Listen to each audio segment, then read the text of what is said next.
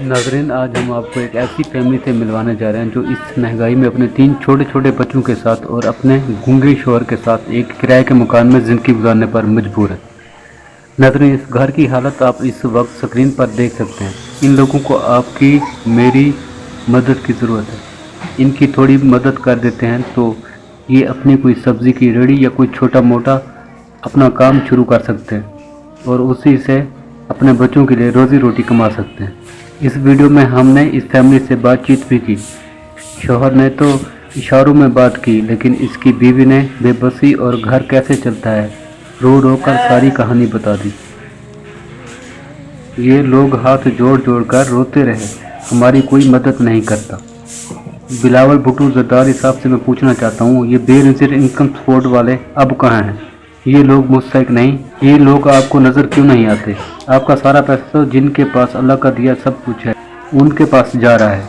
गरीब मुस्तहिक लोग कहाँ जाएं? इन लोगों ने बताया कि हम जब बेनज़ीर इनकम सपोर्ट दफ्तर जाते हैं तो वहाँ सारा सफारशी लोगों का काम ही हो रहा है, हमारी तो कोई बात सुनने को तैयार नहीं।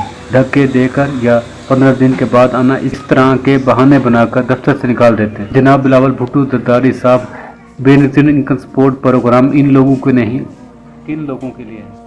इन जैसे और भी बहुत सारे लोग इस तरह रोज़ धक्के खाकर खाली हाथ शाम को घर लौट आते हैं। खुदाया रहम करें इस आवाम पर। मज़ीद ऐसी वीडियो देखने के लिए वीडियो को लाइक, चैनल को सब्सक्राइब करें।